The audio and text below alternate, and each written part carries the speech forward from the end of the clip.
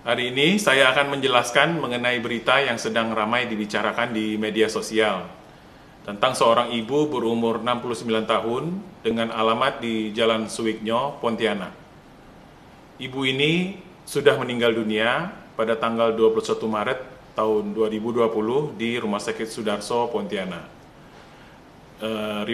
Riwayatnya, tanggal 13 Maret, ibu ini mulai demam, batuk, dan sesak napas. Pergi berobat, kemudian pada tanggal 20 Maret tidak ada perubahan, sehingga ibu ini dirawat di Rumah Sakit Dr. Sudarso di Pontianak dan masuk dalam kriteria pasien dalam pengawasan. Dinas Kesehatan melakukan pengambilan sampel spesimen nasofaring terhadap almarhumah, kemudian dikirim ke Jakarta. Pada tanggal 21 Maret, almarhumah meninggal dunia. Karena hasil laboratorium belum keluar, keluarga bersikeras atau memaksa untuk memandikan almarhum di rumah. Permintaan disetujui dengan syarat bahwa memandikan jenazah di bawah supervisi dari Rumah Sakit Dr. Sudarso dan harus memakai APD lengkap serta menggunakan cairan pembunuh virus yaitu klorin. Jenazah dibungkus plastik dari rumah sakit, kemudian dibawa ke rumah almarhumah untuk dimandikan. Ada 2 orang anak almarhumah yang ikut memandikan dengan 1 orang petugas fardu kifayah. Ketiga orang ini memakai APD lengkap dengan memandikan menggunakan cairan klorin, yaitu cairan pembunuh virus.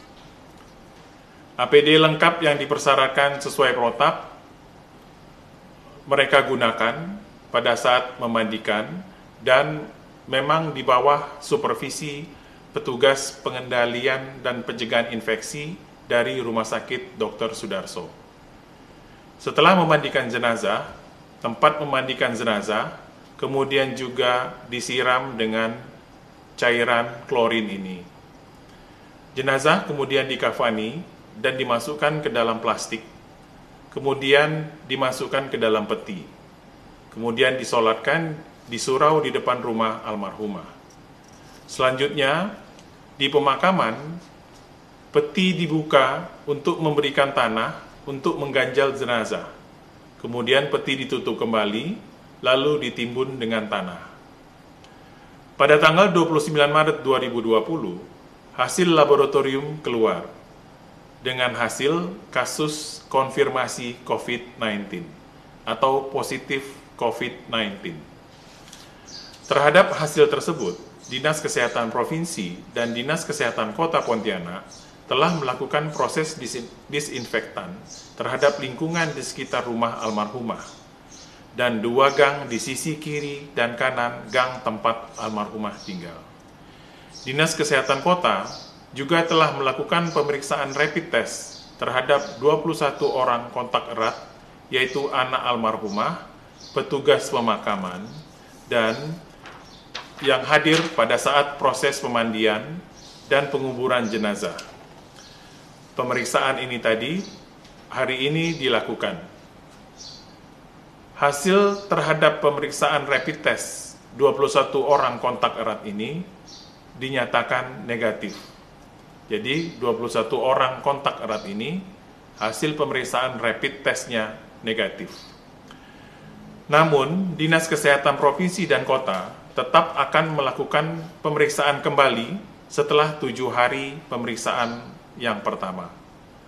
Dinas Kesehatan Kota dan Provinsi terus melacak siapa saja yang kontak erat dengan almarhumah, baik pada saat proses pemandian dan pemakaman jenazah, maupun yang kontak dengan almarhumah selama 14 hari sebelum almarhumah sakit.